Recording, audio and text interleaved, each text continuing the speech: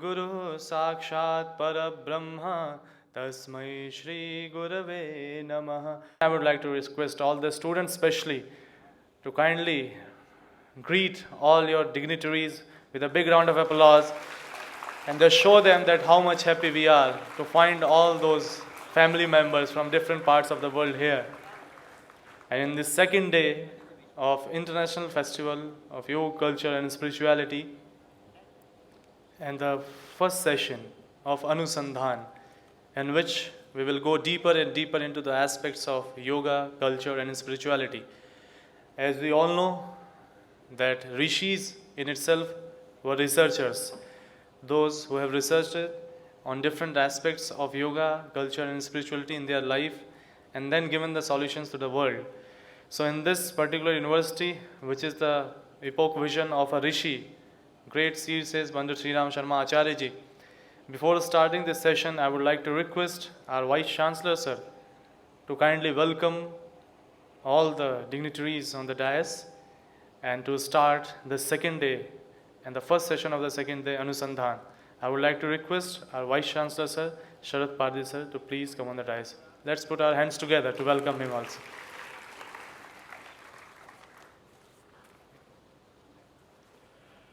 Let us start with the prayer, Gayatri Mantra. Om Bhur Bhuvaha Swaha Tatsaviturvarenyam Bhargo Devasya Dhimahi Dhiyo Yo Naha Prachodayat. Om Gurur Brahma Gurur Vishnu Gurur Deva Maheshwara Guru Sakshat Parabrahma Tasmai Sri Gurave Namaha. Under the blessings of our Gurudev, this is the second day of our festival, and yesterday's inauguration was very good, and the participants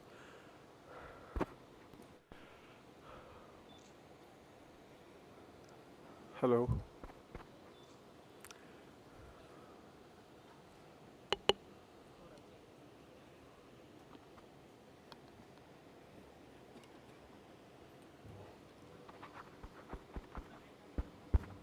It's okay. Today is the second day of the festival, and we shall begin with the proceedings of this thing. The speakers are already on the dais, and you are also there. So without wasting any time, I welcome all the guests on the dais and in auditorium, including students and all the invitees. You are welcome very much, and thanks for coming again, and keep coming for all the sessions and for upcoming festivals. Thank you.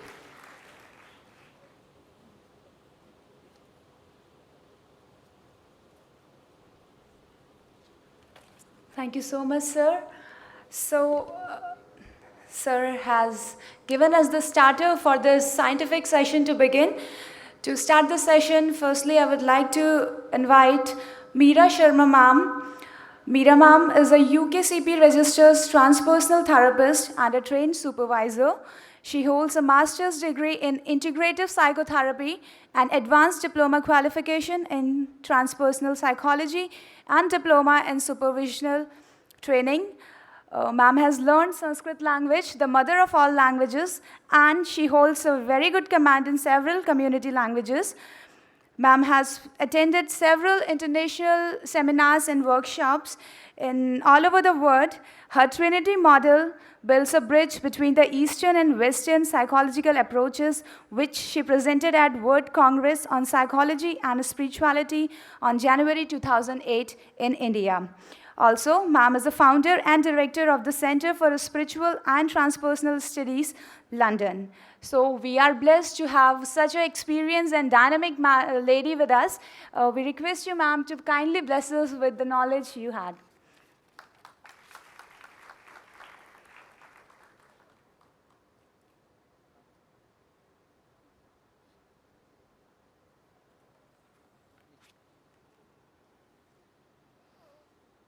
Greetings and Abhinandan.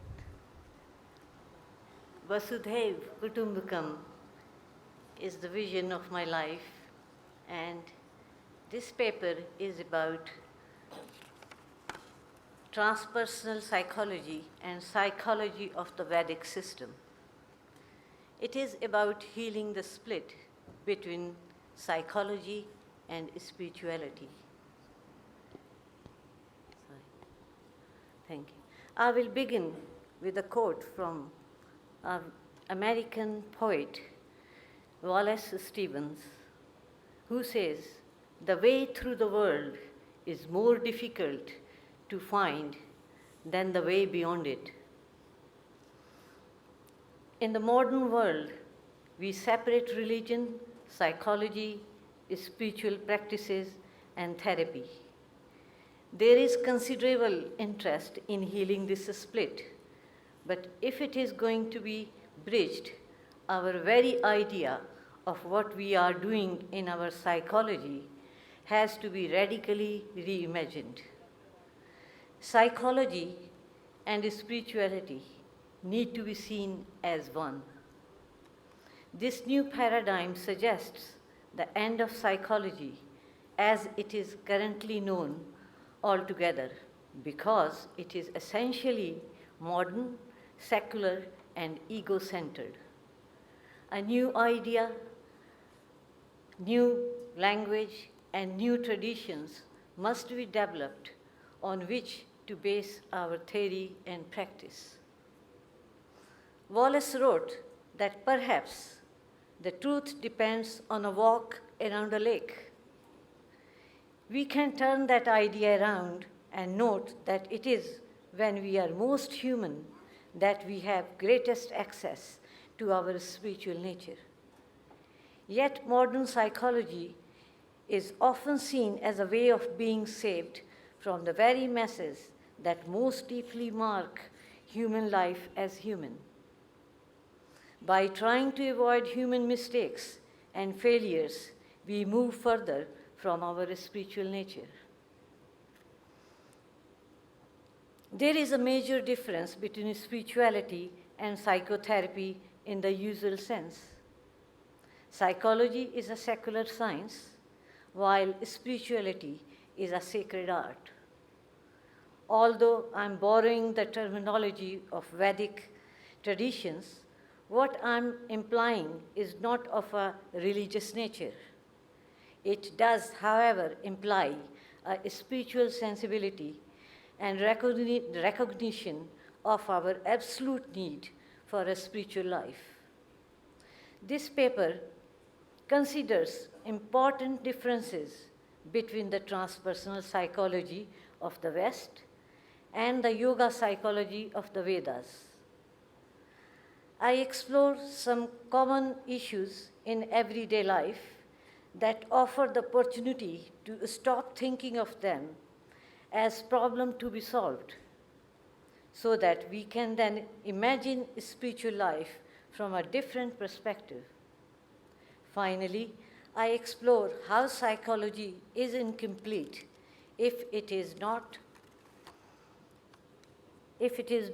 included spirituality in a fully integrative way, including Western understanding of psychological processes and how Eastern spirituality influences and enhances our psychological journey.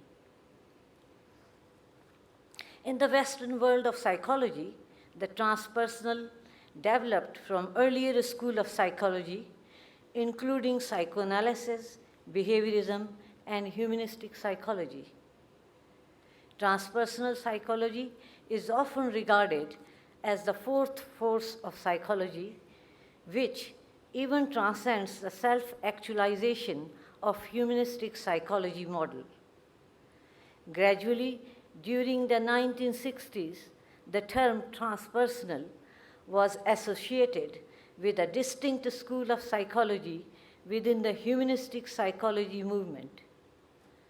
In 1969, Abraham Maslow, Stanislaw Grof, and Anthony Stich were among the initiators behind the publication of the first issue of the Journal of Transpersonal Psychology, the leading academic journal in the field. There is also believed to be a strong connection between the transpersonal and the humanistic approaches to psychology. Although transpersonal psychology is considered to have developed from humanistic psychology, many of its interests, such as spirituality and modes of consciousness, extend beyond the areas of interest discussed by humanistic theory. According to writers in the field of transpersonal psychology, this suggests an expanded spiritual view of physical and mental health that is not necessarily addressed by humanistic psychology. An important figure in the establishment of transpersonal psychology was Abraham Maslow. Maslow had already published work regarding human peak experiences and was one of the people, together with Stanislaw Grof and Viktor Frankl, who suggested the term transpersonal for the emerging field. Transpersonal is supposed to include psychological study of religion, parapsychology, and the interest in Eastern spiritual systems and practices. While the word Eastern means all spiritual traditions of the East, the transpersonal approach is mainly focused on Vedic or Indian spiritual philosophy. But there is a kind of denial about it by not fully committing to it.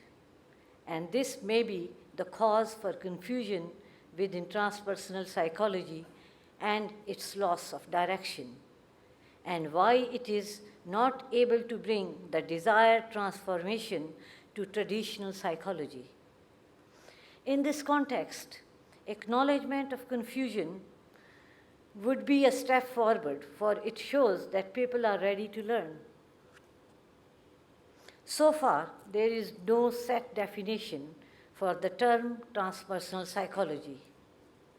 If by transpersonal, it meant a psychology concerned with experiences and aspirations that lead people to seek transcendence, as well as the healing potential of self-transcendence, then it is rooted in higher self. It remains as an experience distinct from what is experienced, and to reach that understanding, one needs to develop a discriminating mind called buddhi. The word bodh is rooted in knowledge of self, but to acquire this knowledge demands highly developed self-discipline and ethical moral values. There is no room for shortcut, unlike in transpersonal psychology, which sticks to modern yoga and meditation that is mechanical and without understanding of the true nature of the self. The knowledge of self cannot be attained by searching outside of oneself.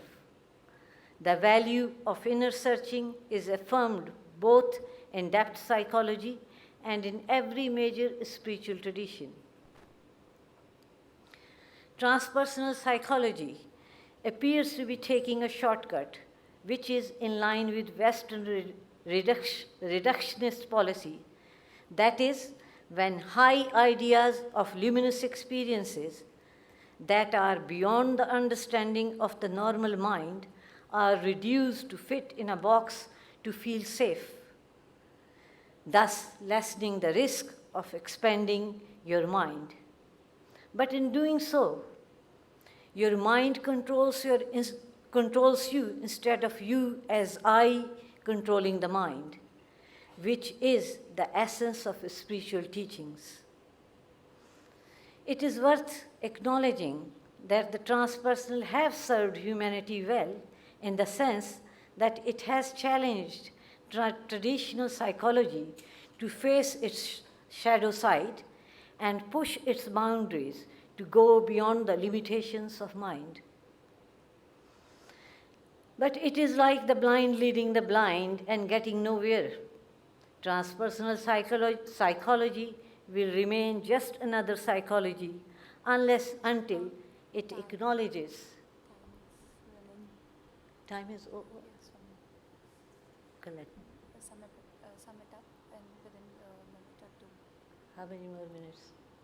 2 minutes, sum it up. Okay. Okay.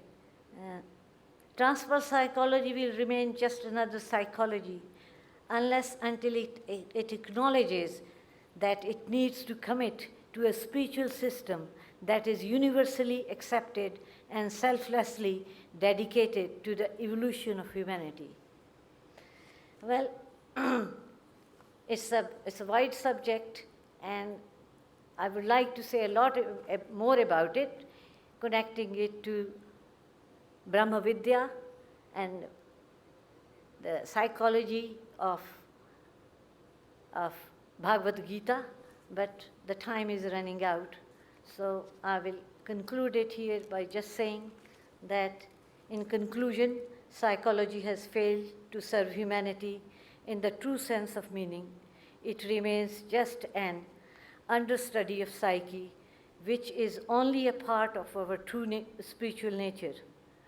What is required in this present time, when human consciousness is changing very fast, is guidance through complete knowledge like Brahma Vidya, instead of feeding our ego by creating separate branches of psychology and performing the selfish act of misguiding people. Why not choose to take a selfless and humble step forward by choosing a spiritual approach that will guide us to heal on all three levels: body, mind, and soul. Autonomy is simply the freedom to be truthful, free of fear. It is in the nature of ego to reject the present reality and focus on the fear and resistance. Thank you. Thank you, ma'am. Thank you very much. I think all जोरदार तालियां हो सकती है. We can have a bigger round of applause for such a wonderful presentation in which we got to know that how psychology can pave a way to yoga and spirituality for better understanding. So now it's time to go deeper into the concept of this particular spirituality and yoga, as we have a special screening of a documentary which has been specially documentary, which has won several prizes. And here at present in front of you, The Hindu Nectar, a documentary is going to be presented, and hope you all will enjoy it, because the seriousness with which we are thinking on this particular theme, it will explain better. Mangalam Mudaka Mangalam Mudaka Mangalam Agni Mangalam Agni Mangalam Vayu Mangalam Vayu Mangalam Gagana Mangalam Gagana Mangalam Surya Mangalam Surya Mangalam Chandra Mangalam Chandra Mangalam Jagata Mangalam Jagata Mangalam Jiva Mangalam Jiva Mangalam Deha Mangalam Deha Mangalam Mano Mangalam Mano Mangalam Atma Mangalam Sarva Mangalam Bhavatu Bhavatu Bhavatu. Om Shanti Shanti Shanti.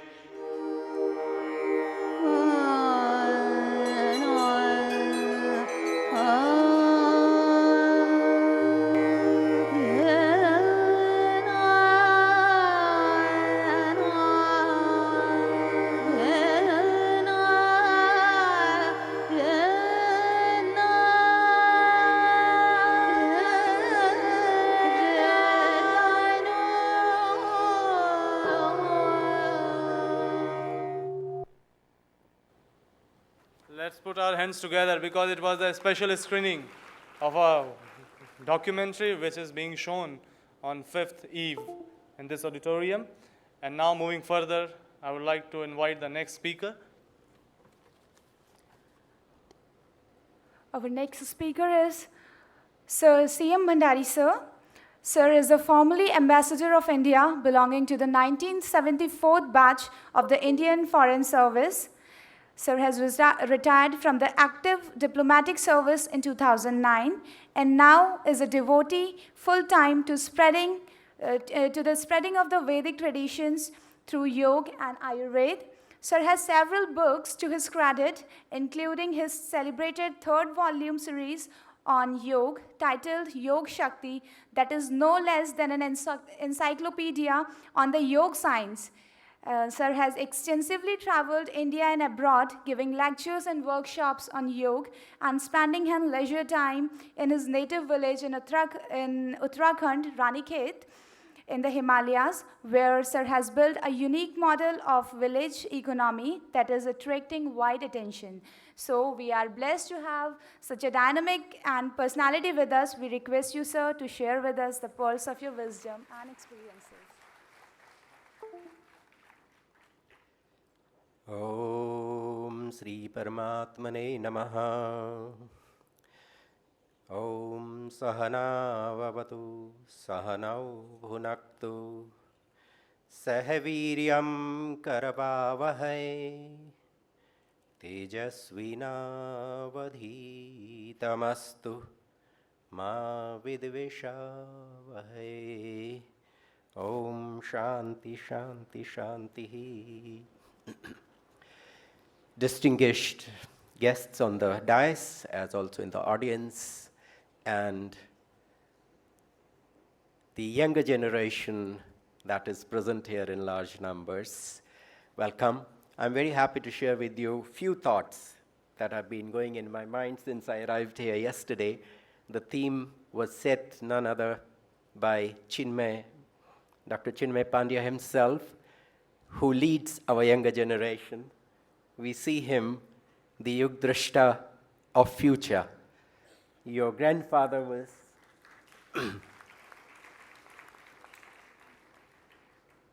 what his grandfather did, we all are enjoying that now. And I think what he is going to create now will be enjoyed by generations to come. Today is a very auspicious day, Dushera. The Navaratris are over. And Dushera is celebrated as the victory of goodness over evil. And I think that's what Pram Shraddhe Acharya Shri Ram Sharmaji's mission was, how he could establish institutions that will work for it. I was just reminded, I chant this every morning in praise of the divine Shakti, the Navadurga. And the first shloka of Sapta Shloki is Jnanina Papi Chetangshi. That this power can empower, this power, this divine power can empower even the knowledge.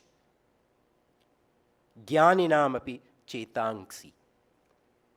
So, the enlightened among the enlightened. That's the kind of state that yoga knowledge can give us.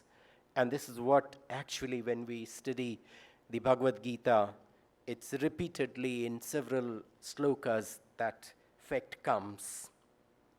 I'm very happy that in Shantikunj, the Yog Festival, the International Yog Festival, is not limited to just yoga, or sometimes we are now enlarging it to Ayurveda. But here it is yoga, culture, and spirituality. I think this is very important, and yesterday Dr. Chinmay himself set that tone, why this yoga should become a culture. It shouldn't be a mere study. It should be a culture in our daily living. And this culture, yoga, cannot even start if there is no spirituality in it. Because I always give this example wherever I'm speaking, and some of you may have heard this, so forgive me for the repetition. I always say, we all want to have a good car, whatever best we can afford, but we never think of a good driver. Because once you have bought your car, its performance thereafter, 100% is only in the hands of the driver. And how can I do a good driving? By knowledge. And what is Adhyatma? Adhyatma is nothing but knowledge, Jnana. So therefore, I'm very happy that this spirituality segment of it is, re-emphasized here. In many countries, I have seen this. The moment they think of spirituality, they think it's religion. There is so much ignorance about words. Adhyatma is not related to any religion, but the higher, the Paramatman, who is guiding this whole universe as a whole, that is constantly in work. Without that, nothing moves. And that kind of faith, only yoga and adhyatma can drive in us. So this is not a question of belief. It's a question of conviction. And this conviction comes once we see it happen. Why I have become so much interested in this knowledge is that whatever is written in the sutras, whether it is Yoga Sutra, whether it is Bhagavad Gita, or whether it is Upanishads, I can actually see that happening in my own, this laboratory. I call the human body as the best laboratory that we can have.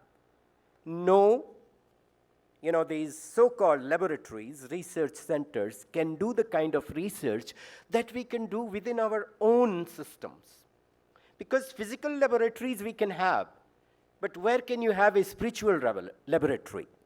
Only in ashram, only in the company of the guru, who can answer your questions of astral physics, not of matter physics, not even metaphysics.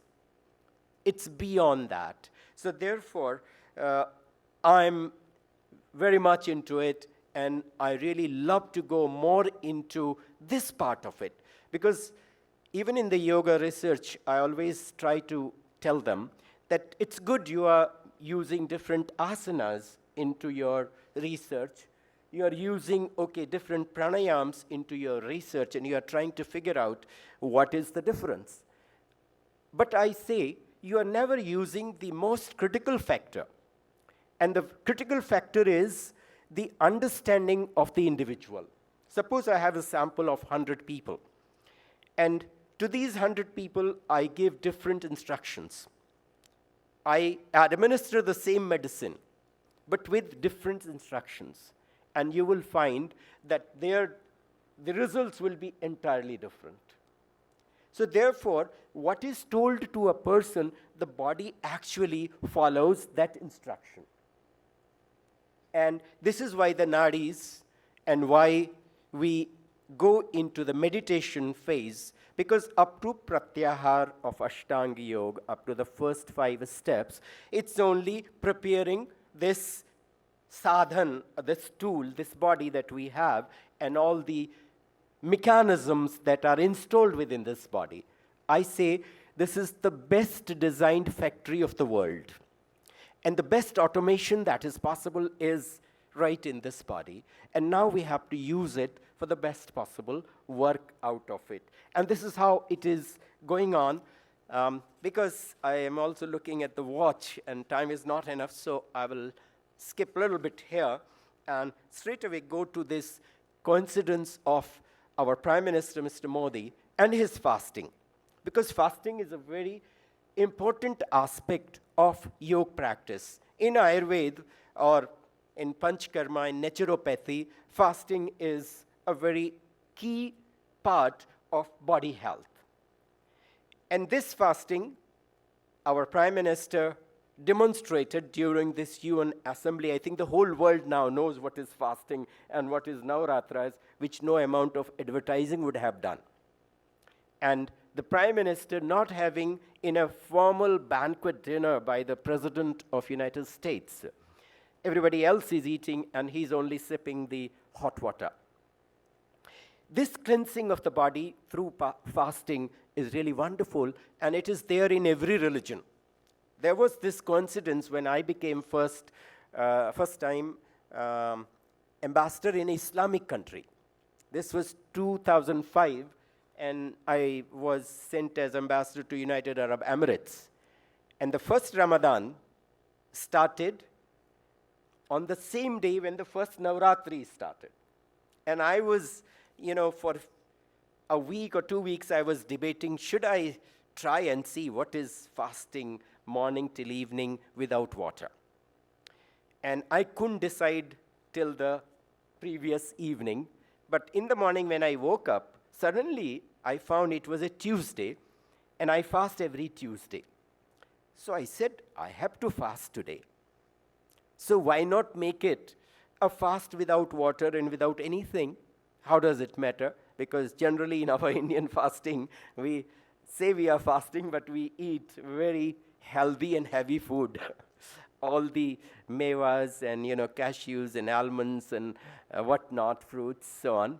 So I said, okay, today let me see if I can last. And I must tell you that day's experience, which was coincidental because it was Tuesday, it was first Navratri and first Ramadan day fast. By the evening, I felt so, light in my body. No question of exhaustion or energyless, nothing. The body became so light, so active, and by the evening, I felt very good. I said, why not try this the whole month? And indeed, I tried it for the whole month. And since then, I have realized what's the importance of fasting. Of course, fasting with the kind of rules that are provided with it. Unfortunately, we do it now more as a ritual, and we ignore all the discipline that's given behind it. So if we follow that, then this fasting is really a very important part of our living. It should be part of our living. And another important point I want to say, our Prime Minister, he may not be a very highly educated person, but he is a common sense scientist.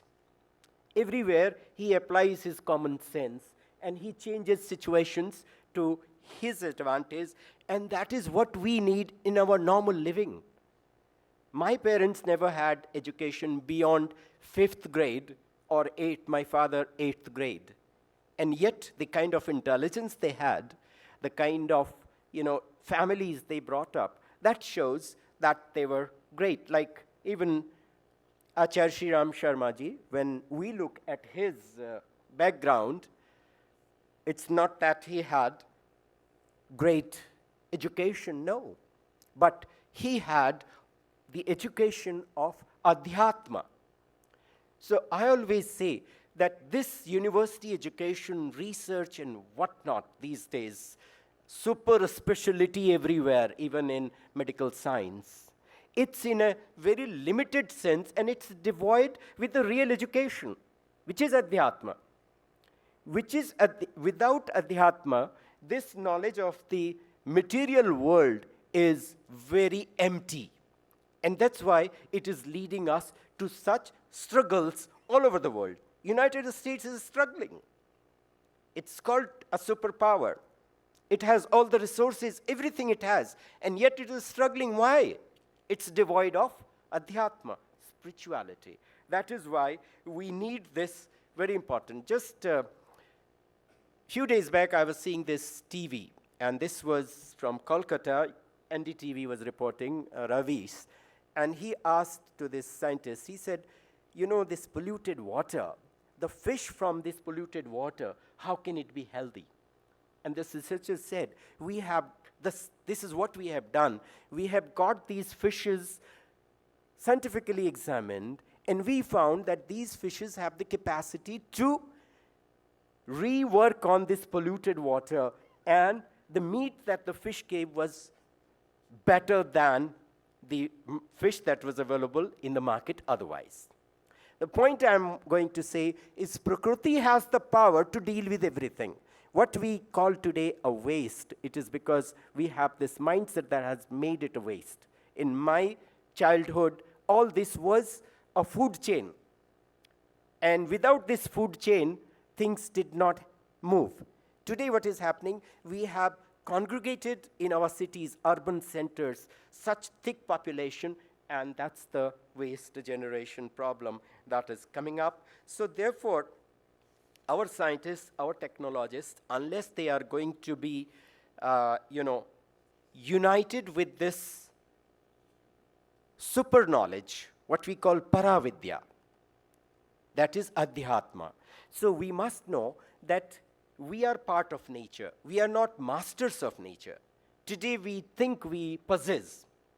So this sense of possession of whatever it is, even in a naturalistic feeling, we must have that virakti bhav, which Bhagavad Gita is continuously teaching us, and only then we can do so. And how we can do that?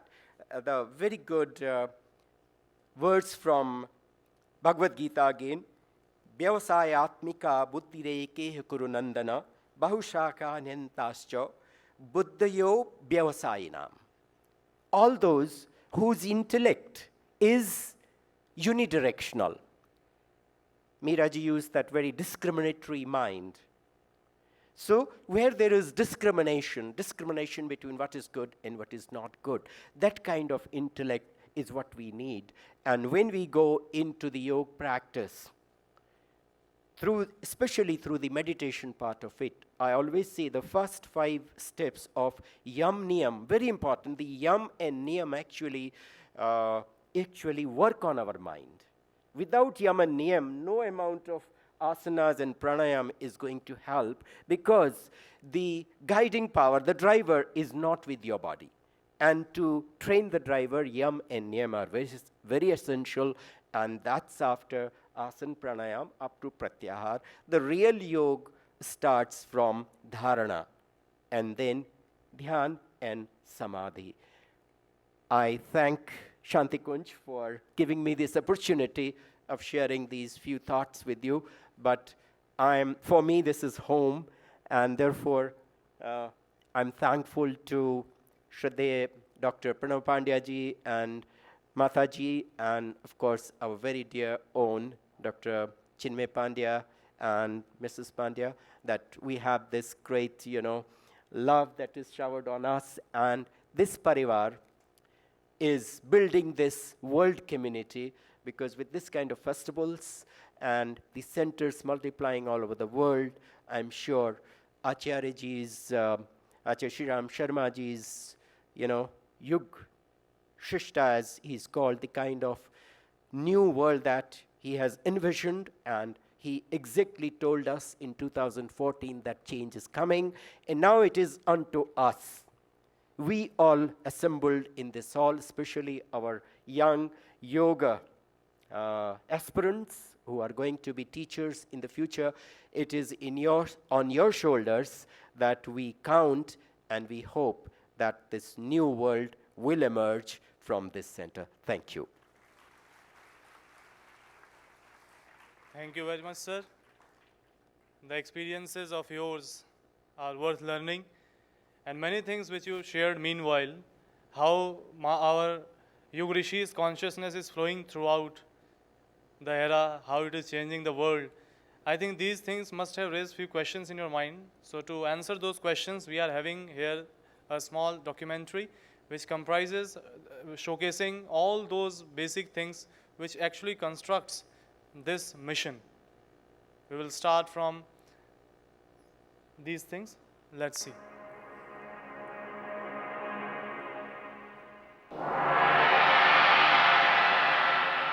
The whole world is a family for us. Yog Rishi's vision was to unite all communities together, and it was to learn from everyone. And for that, he has given this emblem to all of us. We are a part of the family. This is the messenger of Yog Rishi. The messenger of Yog Rishi is consciousness. This is the solid material on the basis of which Akhand Jyoti, we are doing whatever we are learning from it. Akhand Jyoti, it is published in various languages, in English also, we can subscribe it also. It is a food for soul.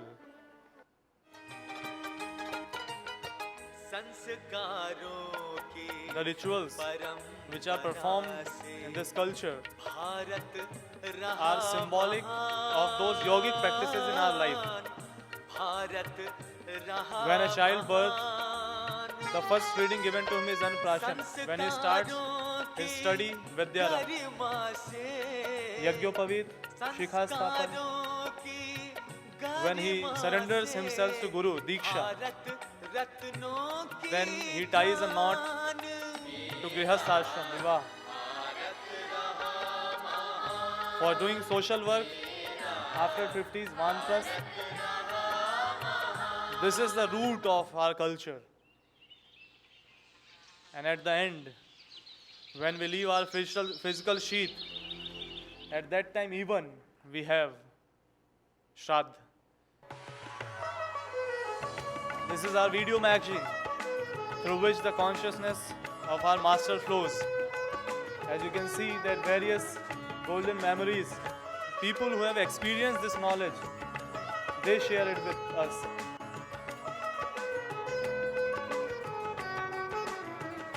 It is a streamline through which we can connect.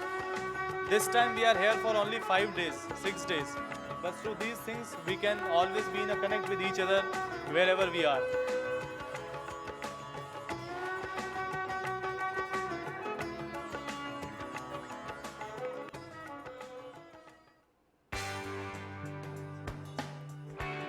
Have you ever seen positive journalism? Like in the coming days, we are also having a conference on positive journalism, and it is an exemplary example of positive journalism, Pragya Abhiyan. Here you get only positive news of the social change, positive news of the developments,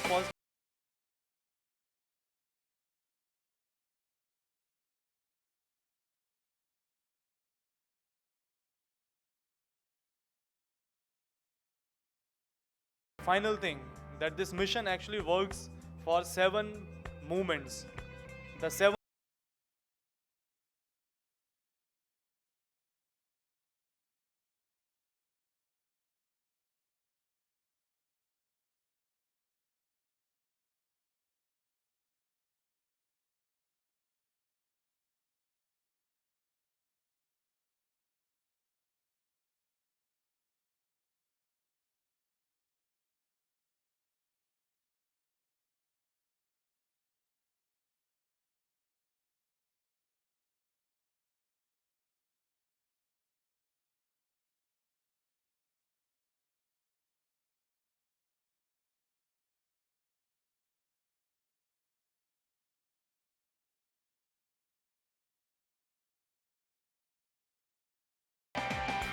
which actually works as it actually boosts our mind. It is a neurotonic. And whatever we have seen here, we can also get it from our website www.awgp.org. And we are very happy that the team of EMD, which is sitting in front of us, is actually live telecasting all these events. And you can get all these resources from there itself. So once again, let's have a big round of applause for this particular initiative. And actually the concept came from the experiences which we were listening from here. And now it's time to invite our next speaker, Dr. Manuel Rivera ji. Like we are seeing him as our own part, and he is a medical director of Tri Yoga, and he is personally working very hard for spreading the message of this yoga all across the globe. He is working day in and day out for exploring various dimensions of solution of patients' ailments through yoga. So I would like to take the pleasure to invite Dr. Manuel Rivera ji. Please come on the dais and guide us through your words of wisdom. Let's put our hands together for Dr. Manuel Rivera ji, especially because he came immediately from Rishikesh for us. एक बार जोरदार तालियां उनके लिए.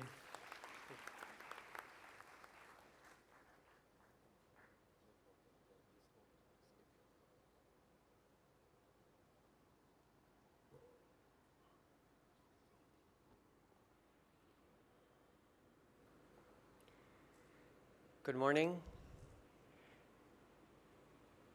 And my reverential pranams to the Chancellor and Mrs. Pandya, the organizers of this amazing conference that I had the pleasure to present in 2011, to my colleague, also a psychiatrist, Dr. Chinmay Pandya, and certainly to my guru and the inspiration for everything that I do, Sri Yogini Kaliji. I would just like to share with you a few minutes of the latest thoughts that have been going through my mind. And I call it the psychiatrist's dilemma. When I finished my residency at the University of South Florida, my very first job, I opened up a place that had a yoga studio, and we had a full-size kitchen. And I had the idea that we were going to change the way that people lived,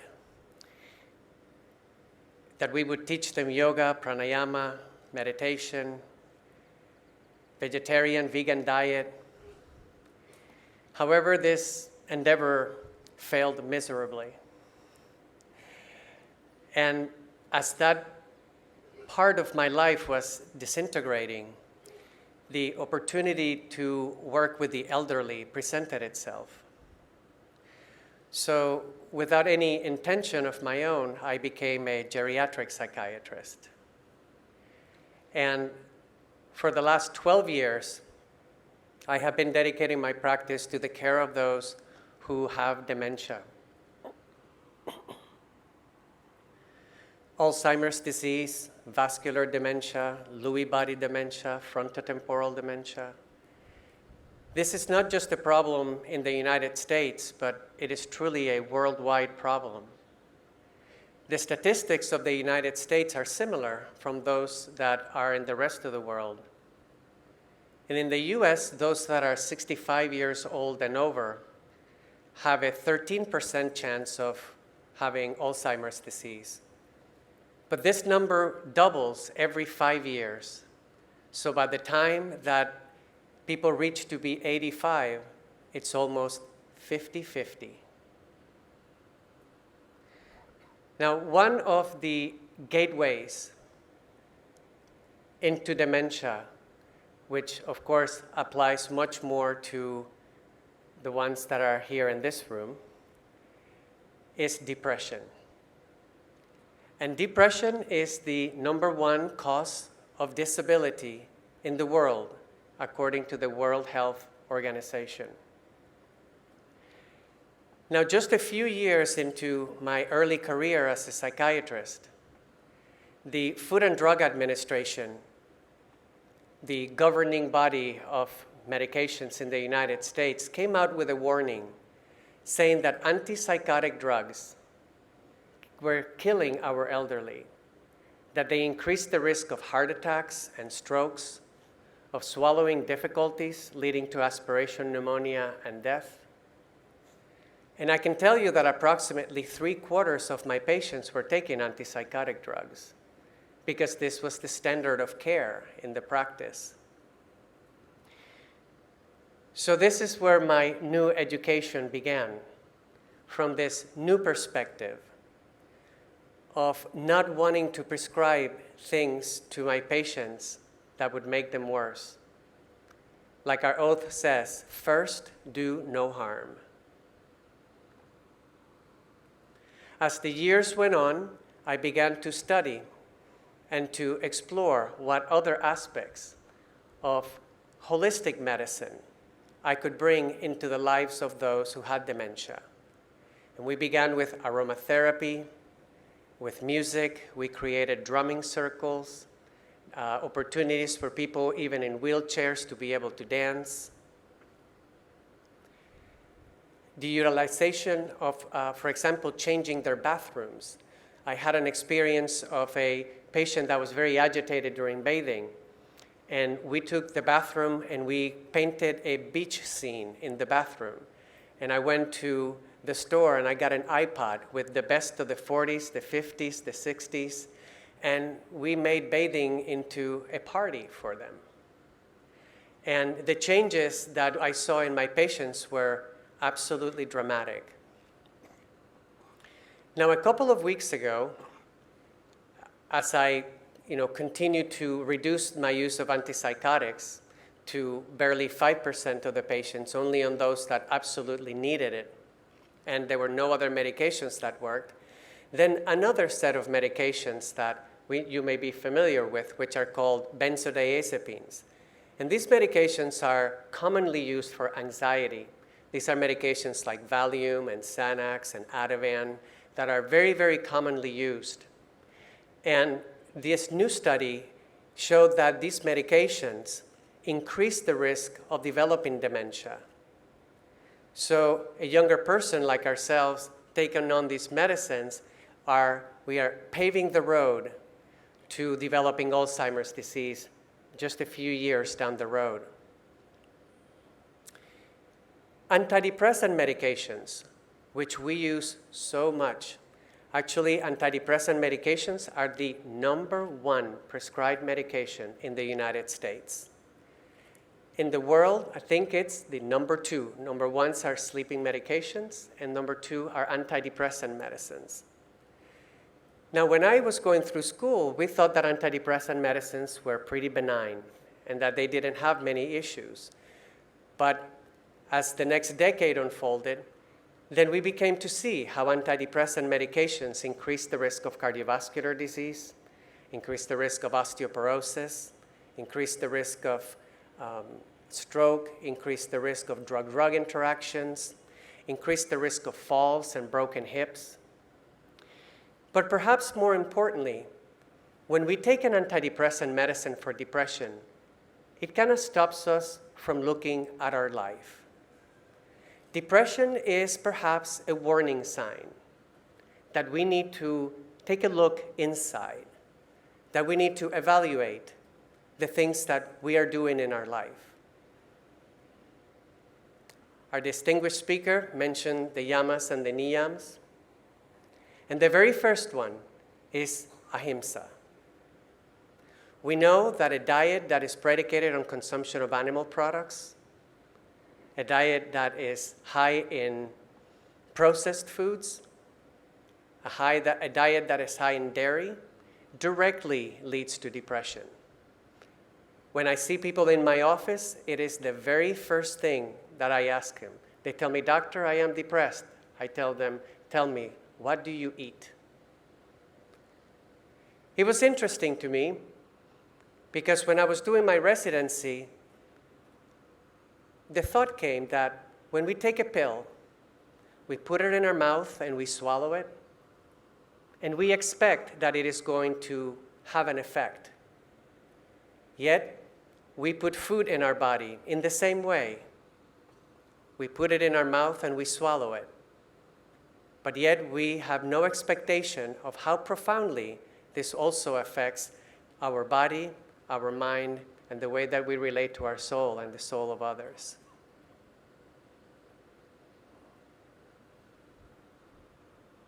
It's definitely something pondering about. Now, recent studies have come out on the power of yoga, and in particular of pranayama and meditation. A study from Harvard University, from the Massachusetts General Hospital, looked at the brains of those people that were experienced meditators. And what they found was that that process that is present in the brain of those people who have Alzheimer's disease, which is called brain atrophy, this process is reversed by meditation. The more that people meditate, the more the brain expands. Those areas that are important in the deposition of new memory, like the hippocampus and related structures, are expanded, occupy more space, they become more efficient in their work. A recent meta-analysis found meditation to be as effective as medication. So for me, the psychiatrist's dilemma is medication versus meditation. We perhaps are not used to at looking at pranayama and meditation as medicine, as healing modalities. But one of the great things that both pranayama and meditation do for us is that they help us to become calm. As a psychiatrist, I would tell you that at the root of virtually every problem I see is stress. And what is stress? Stress is the low-grade, chronic activation of the fight or flight response. All of us have, as part of our nervous system, as part of our autonomic nervous system, two main branches. We have the relaxation response, or the parasympathetic nervous system, and we have the sympathetic nervous system, or the fight or flight response. Now, this is an emergency mechanism.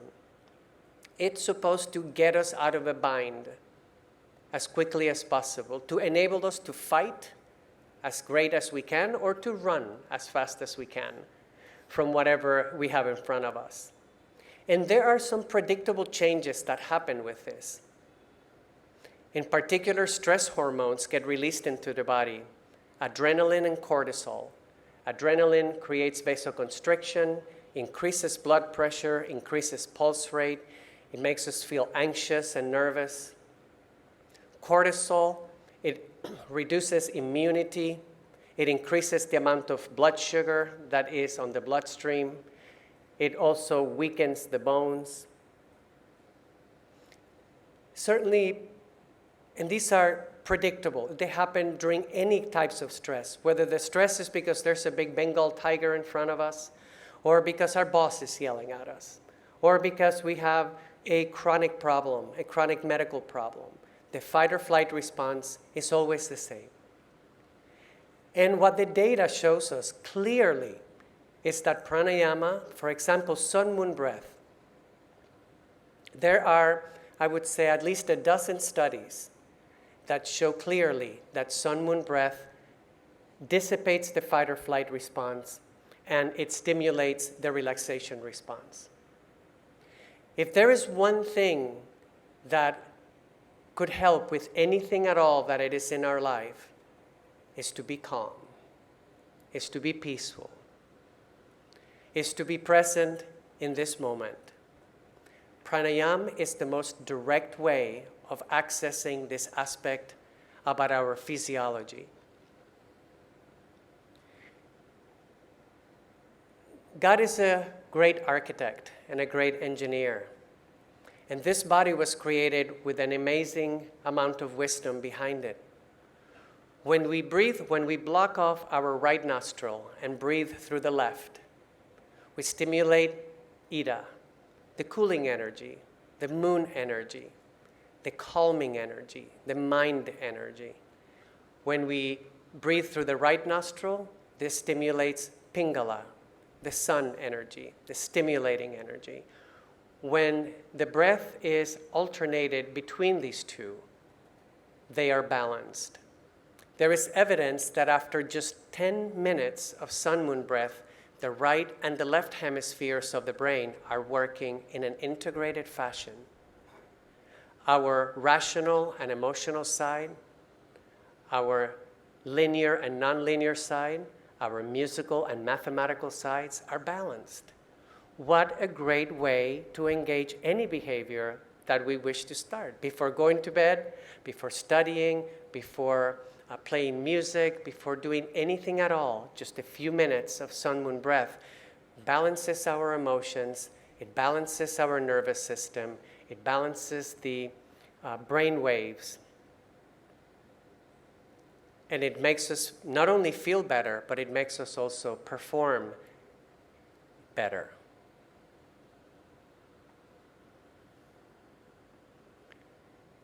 Kapalabhati is also a very common practice that we use, and we understand it as a cleansing practice. Within just 5 minutes of beginning Kapalabhati, alpha brain waves, the relaxation response, begins to show up. It also slows down our desire to breathe. And the slower, deeper breaths we take, the more we stimulate the parasympathetic nervous system. Antidepressant medications do many things to our physiology. But more importantly, they make us complacent. So many of the patients that I started on antidepressant medicines through my career would tell me, things just don't seem to bother me so much.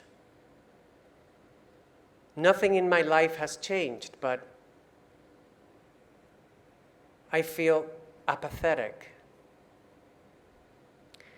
Depression is an opportunity to go deep inside. Atma Vicharya, self-inquiry, is one of the great tools of the yogi. And if we are not feeling good, that is a sign. It is a sign for us to take a look at the thoughts that are going through our mind. Because I tell you that the only way that we can feel depressed is that we ourselves are entertaining depressive thoughts. So our mind, our physiology directly respond to the quality of the thoughts in our mind. This is why mantra and affirmations are so beneficial. Mantra, that which protects the mind. And what are we protecting the mind from? From our own thoughts. And remember that thoughts are only thoughts, and they can be changed. They say in psychiatry and psychological terms that cognitive behavioral therapy is one of the most effective ways of bringing about profound change in both anxiety and mood problems. And the very basis of cognitive behavioral therapy is the identification of the automatic thoughts that are making us feel in this way. Now, I said automatic thoughts because for most of us, there's about 60 to 80,000 thoughts that curse through our mind every day. And most of them are unconscious. So the idea about yoga is for us to become more conscious. I can tell you from my own experience, I have taken every antidepressant in the book. Because during my residency, I was, well, I still am like everybody else, but in that time I was really like everybody else. Because yoga was not such a part of my life. And I took these antidepressants. I know exactly what is it, what they do, and I understand how is it that they take from us our capacity to make a change. Now, depression is one of the identifiable risk factors for dementia. It is one of the top cause of worldwide disability. And it is something that through yoga, through proper diet, through self-inquiry, through pranayama, and through meditation, these are things that are as holistic in nature as you can ever imagine. And these are things that are highly and truly healing to us. Yoga is a very, very ancient system. Its wisdom has been passed from generation to generation. Only things of great value are passed on in this way. I know that we all wish that we lived in a better world. And I tell you that this task belongs with us, and it begins with us. And it begins by us taking ownership of our mind. It begins by us taking ownership of the quality of the thoughts that we entertain, so that we can be clear about why we do things, what are our true motivations, what are the things that propel us to do things. Because once we begin this process of self-inquiry, once we know our desires, once we begin to explore our attachments, we can begin to grow. And this growth is the greatest medicine. The spiritual growth, this connection to the innermost aspects of who we are, is the key not just to our feeling better physically and mentally, but like one of our great speakers mentioned yesterday, when that flame kindles in us, it joins other flames. And this is the way in which we change the world that we live. It begins and it ends with us. And it begins and it ends with this ancient, wonderful practice of yoga. Thank you.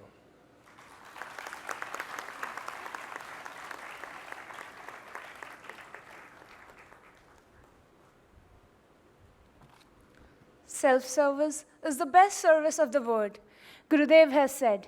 And this is what this session is going to prove us. This session is constantly proving us.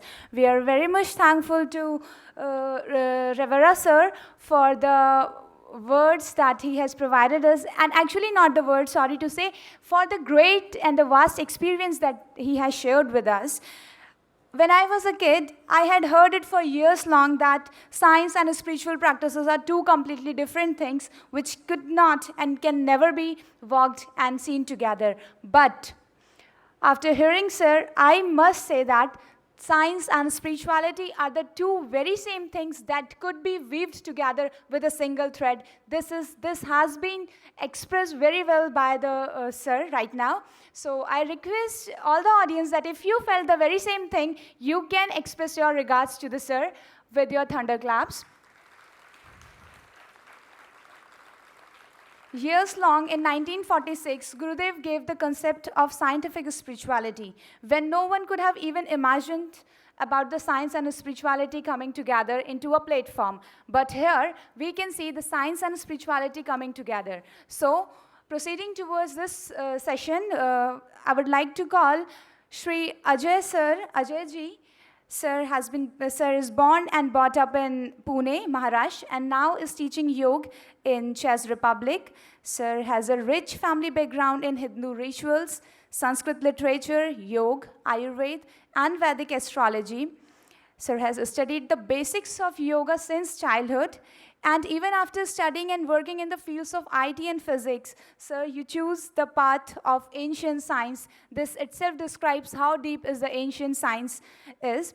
Sir also holds a specialization degree in psychology of the religion from Annamalai University, and as a member of this Dev Sanskriti family, sir is constantly visiting us and is closely associated and connected with us. We are pleased to have you, sir, here, and I request you to please.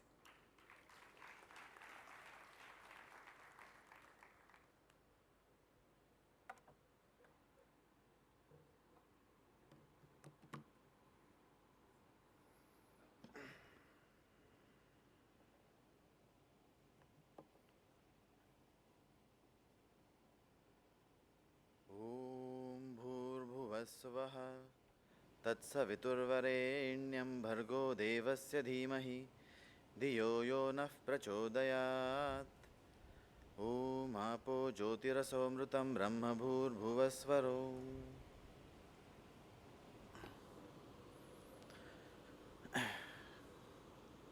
Friends, students from Czech Republic and around the world who are here, students from Dev Sanskriti Vishwavidyalaya, respected speakers, and dear brother Chinmay ji.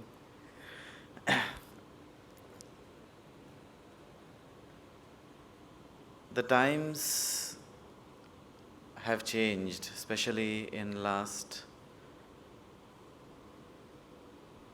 30 to 50 years.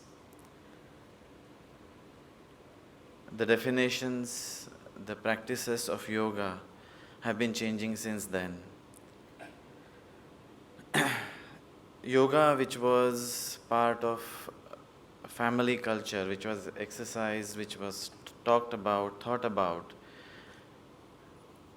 as part of one's living, suddenly has become a big work, business.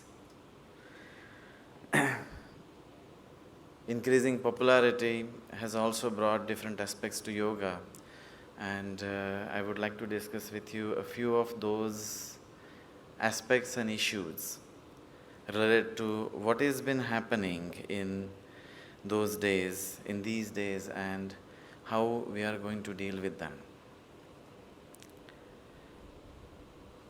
In 60s, when yoga traveled towards popularity, especially from India to the West, it started taking a form of a very popular business. Indians who traveled, who were educated in India with some masters, suddenly realized that they can collect, they can encash on this knowledge.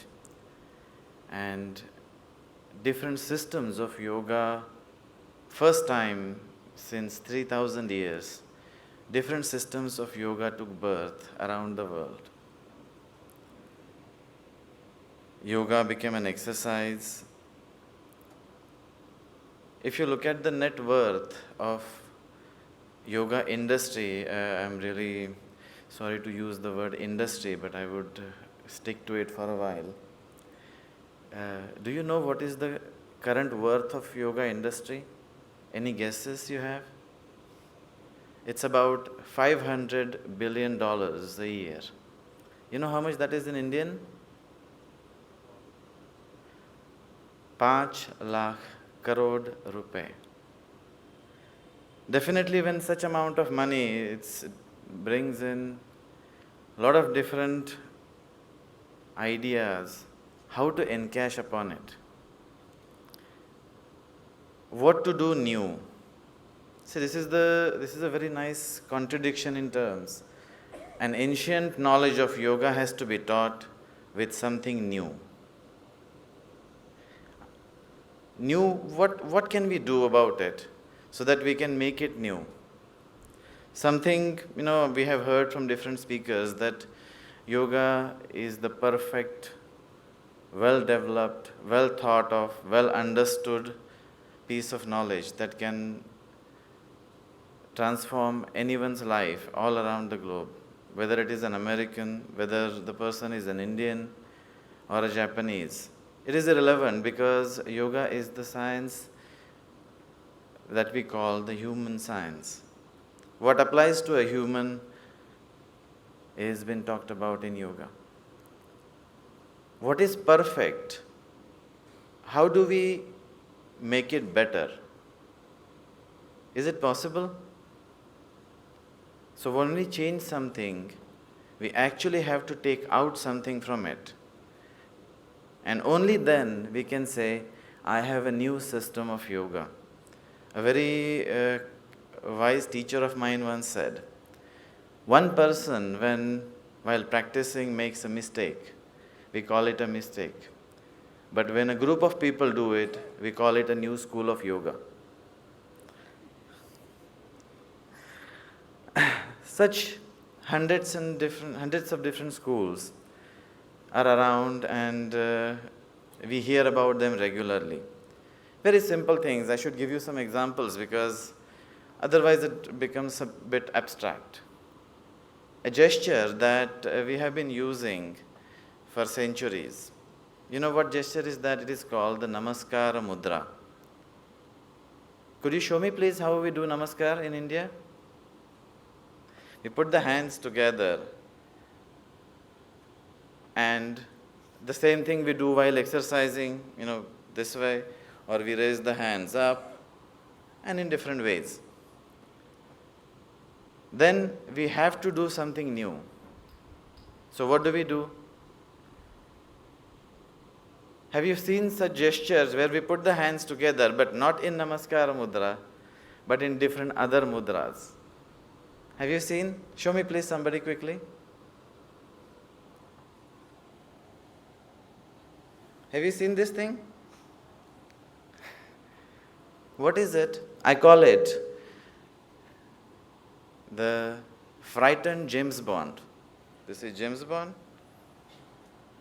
Hold it above the head.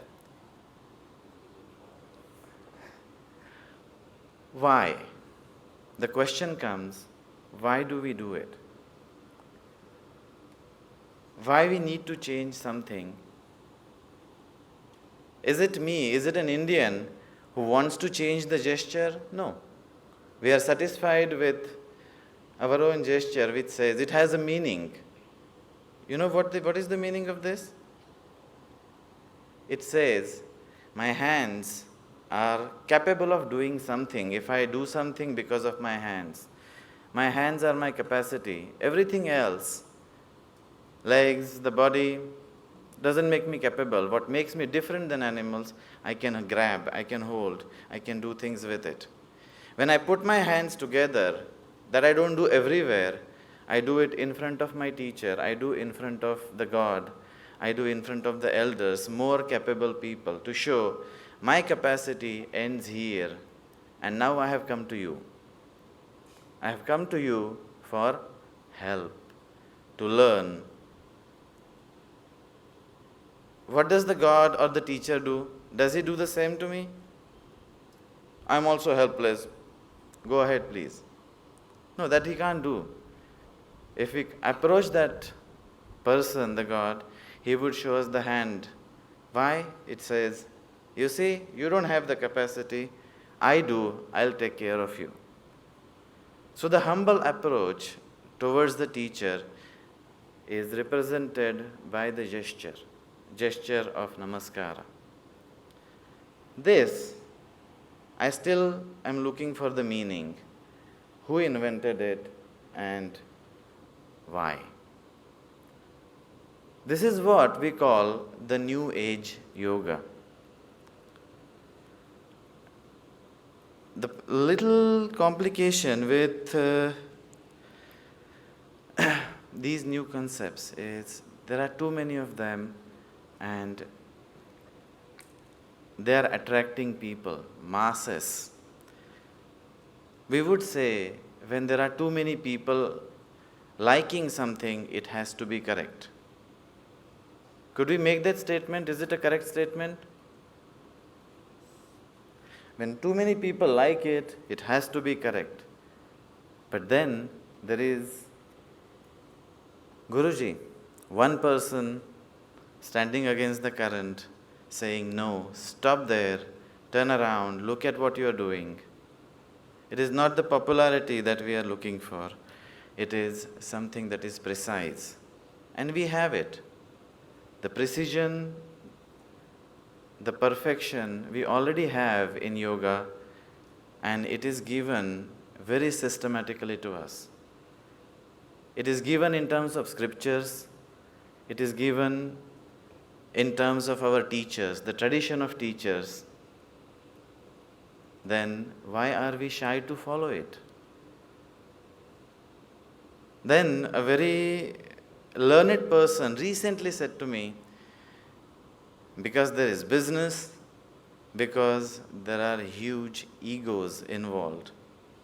And every piece of ego and every piece of dollar, every piece of currency involved in it would make it impossible to change it. A very dark picture.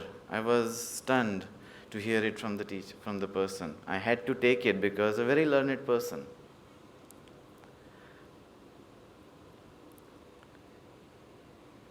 What we have done is a system that is supposed to take us towards non-duality. Yuj Sanyuge.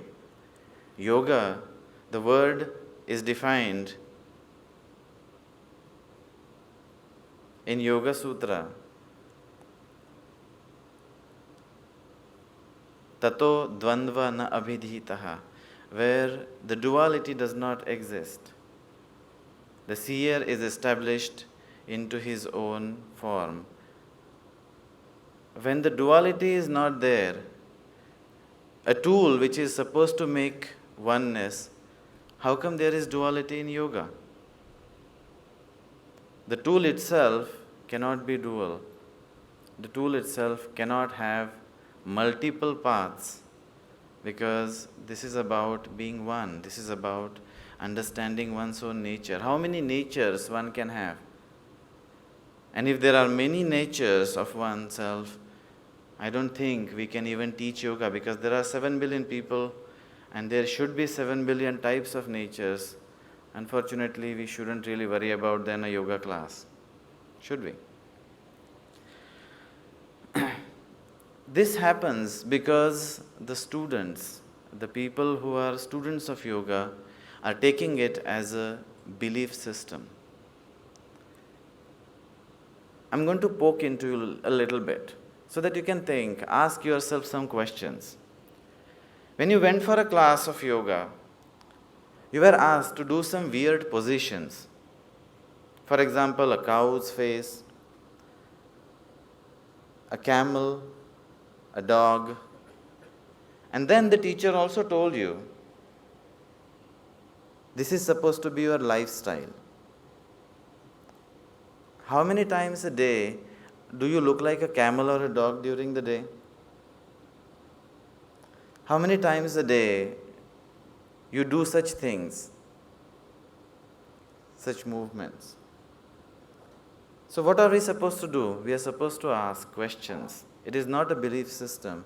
If you believe that doing a camel pose will help you, I met one lady, very devoted yoga teacher.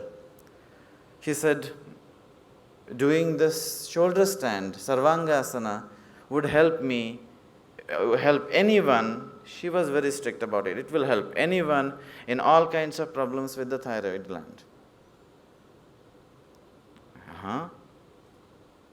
I had a friend sitting next to me who had recently survived thyroid cancer. She said, I was operated.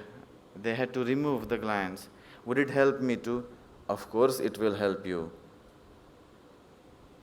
This is what is heard when we go for yoga classes. That this position will help you in something, that position will help you in something. And we believe it blindly. And not only we believe it, we repeat it blindly.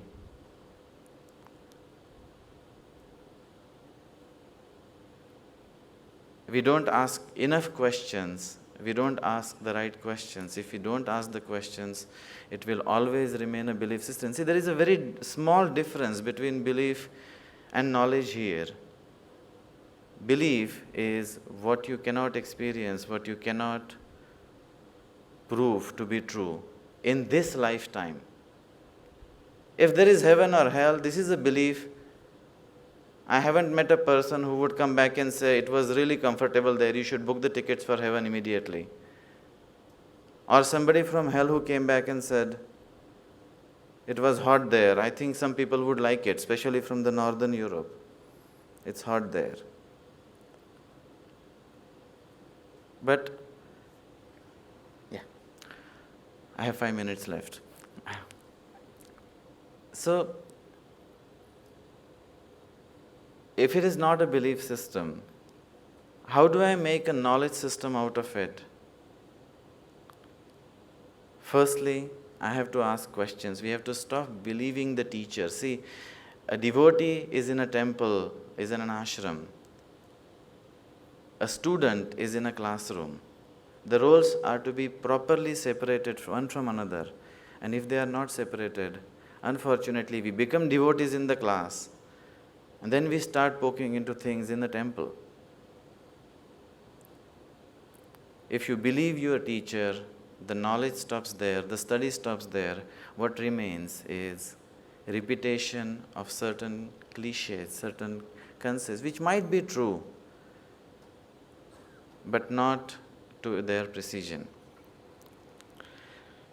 I feel very blessed to be here because after a long time, I met some people, I met a setup where this belief system is taught as a knowledge system, where it is explained, and I think the students here should feel very blessed to be led by Pandit Sri Ram Sharma Acharya, afterwards Dr. Pranav Pandya, and now a very capable teacher, Sri Chinmay Pandya ji. I'm very thankful to you for quietly listening. Some of them were also smiling sometimes, very happy about it. And I'm looking forward to see you again all and be back to my home here. Thank you very much.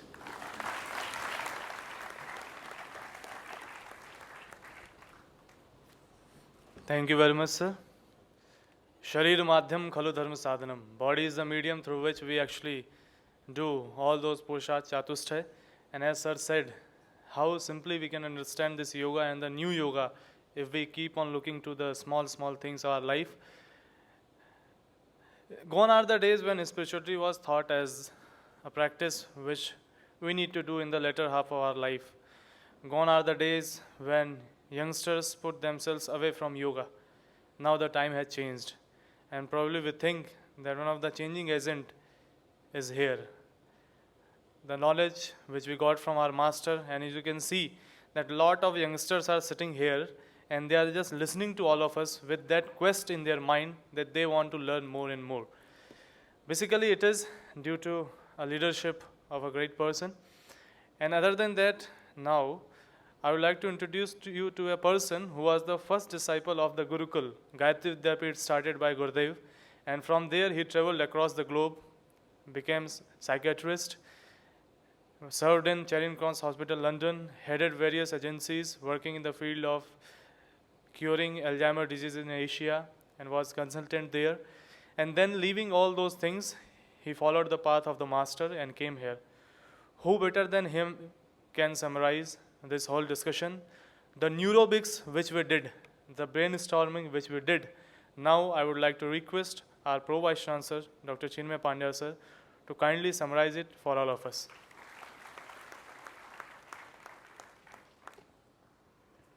Thanks, Gopal.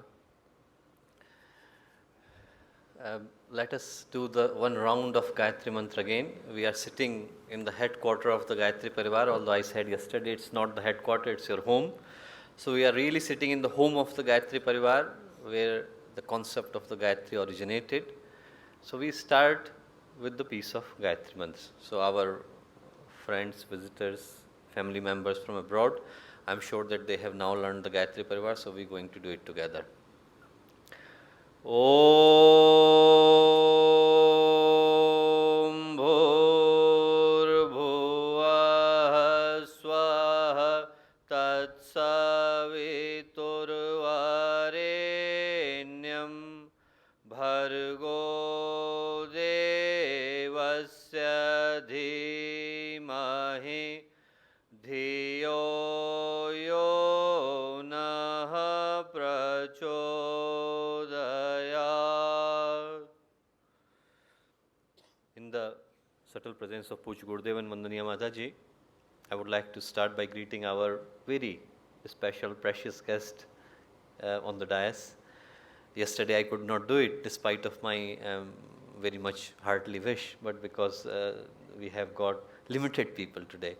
Our Honorable Vice Chancellor, Adharaniya Sharad Mahaji, our own friend from US, Dr. Manuel Rivera, who shed lights on link between dementia, which I have been very inclined to listen to, a link between dementia and the concept of yoga and complementary therapy. Meeraji from UK, who talked about concept of yogic psychology. Ajayji, who is more than a part of this family than part of Czech Republic, and he talked about how the globalization of the yoga has affected us in last couple of decades. And again, our own member, Chandramohan Bhandariji, who was a former ambassador of India to various European countries and now a very known authority in the field of yogic disciplines.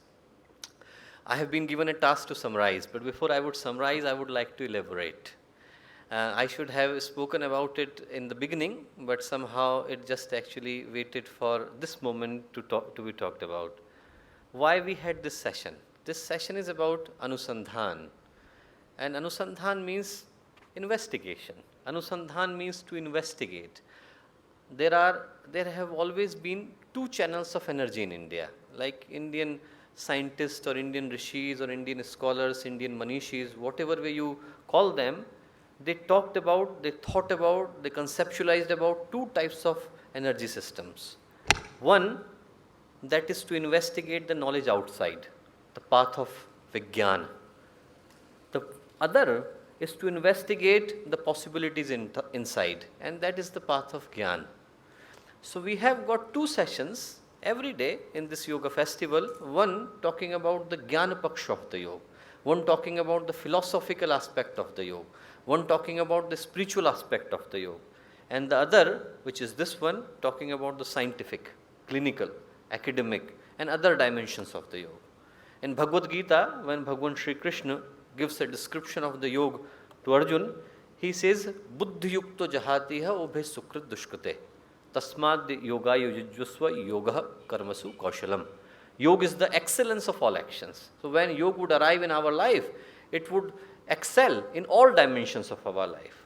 So if we see the yoga happening in our life, then it should not only come as the inner harmony, it should not only come as the balance inside, but it should also come as all the speakers talked about, having an impact upon dementia, having an impact upon psychology, having an impact about social certainty, and all these dimensions. So that's why we have got such a diverse dais here. That's why we have got such a diversified podium, so many speakers from so many different backgrounds, so that we can relate to the concept of yoga and spirituality from different angles.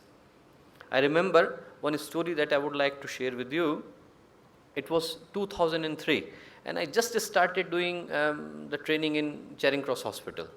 One of the few first patients that I saw, Chelsea and Westminster Hospital, I was doing the junior residency those days. They used to call it senior house officer. I don't know what they call in US, but in UK they call it senior house officer. So it was second year in training or third year in training.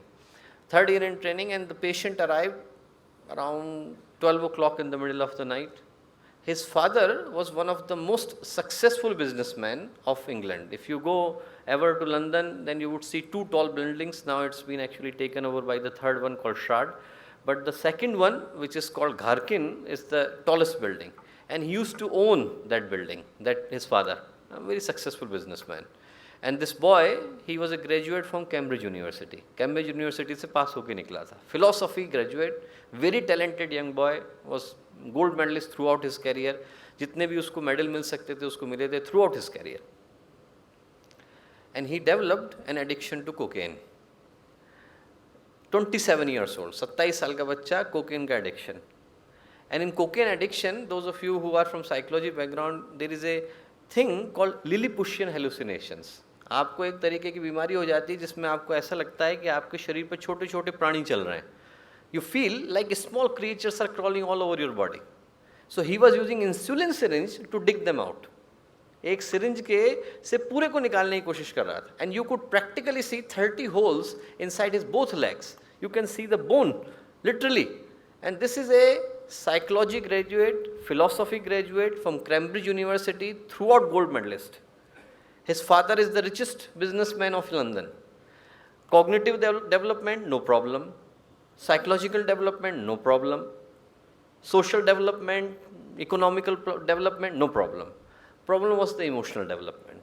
Problem was that he was unable to make a bridge between the external development and the inner satisfaction, what he really needed. And that's where the concept like yoga plays a role. That's where the concept like inner harmony plays a role. That you can have all sorts of excellence in all dimensions of your life, unless the inner harmony is achieved, unless there is a balance inside, unless there is a contentment inside, or you can have whatever. You can have all the excellence in your life, you can have all the richness in your life, but you would not have the satisfaction. You would not have the contentment. You would really not have the peace inside. The one more story that I will share with you, Shukdev was a famous scholar in India. And he wrote one of the classic scriptures in India. He went to Lord Krishna to ask that who is perfect yogi in your opinion. आप बताइए कि योगी सबसे ज़्यादा अच्छा कौन है? And Lord Krishna said, in my opinion, Janak is the perfect yogi. Shukdev was surprised. He thought, how can a king be yogi? He thought Vasisht is there, Vishwamitra is there. There are so many great sages. इतने बड़े बड़े ऋषि बैठे हैं. एक राजा को बोल रहे हैं भगवान Shri Krishna. Why is calling a king a yogi? He should call some sages, some rishis who are sitting in the mountain doing tapasya. So he went to see King Janak. And King Janak was having a normal courtroom. Some dancers were dancing, some people were here presenting their problems like a normal courtroom, and King Janak was sitting. Shukdev was even more surprised. He thought, now what kind of yoga is taking place here? Why he said that King Janak would be yogi. So he asked to King Janak, he said that Bhagavan Shri Krishna sent me to you, and he said that you would be perfect yogi. How do you maintain yoga with so many things happening around you? And Janak said, I will answer your question, but why don't you come in the evening? I am little busy at the moment. थोड़ा काम है मुझे. मैं शाम को मिलूंगा आपसे. Come in the evening. In the meantime, go and see my capital. Go and see my capital. There are so many good things to see. There are so many monuments to see in my capital. Shukdev said, okay, I will go. He said, but before going, take this glass of oil. There is a glass of oil. It's filled up to the mark. ऊपर तक भरा हुआ है. If you drop a single drop, एक भी बूंद गिरेगी, the soldier walking behind you would chop your head. जो पीछे सैनिक चल रहा है, सिर काट देगा आपका. Shukdev was petrified. He said, what is this? What kind of condition is this? So he returned after 9 hours. He went to all the monuments, everything. He went throughout the capital, returned back. And then he looked at Janak. Janak said, what did you see in my capital? Shukdev said, I saw nothing. I was looking at the glass all the time. पूरे time तो इधर देख रहा था, उधर कहाँ? I did not see anything. I was looking at the glass all the time. Janak said, that's how I maintain the yoga. No matter where you are, no matter what the circumstances are, if your focus is right, if your concentration is right, if you know what you want to achieve in your life, nothing in this world will ever affect you.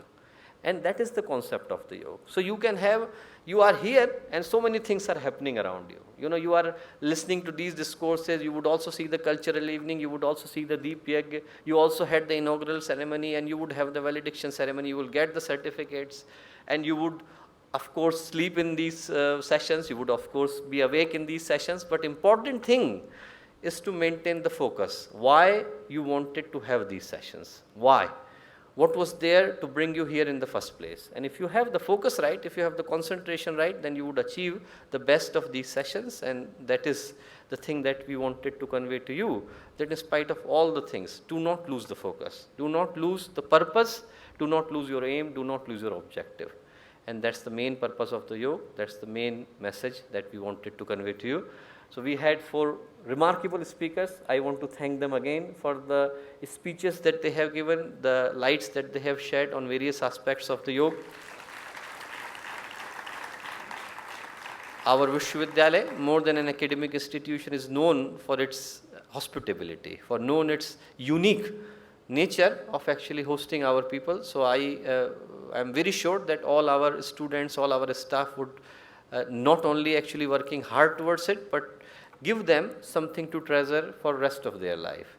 And now we have another session soon after this one, a very special session at around 2 o'clock. Mr. Forrest Landry, who is from the US, a very special guest for us, he is here. Then we have Amy Blesioji, Gayatri Deviji from Italy, and we have got Swami Suryananji from Portugal, who would be giving discourse at 2 o'clock. I am sure that you would learn a lot from those sessions. So we will see you again at 2 o'clock. Many thanks.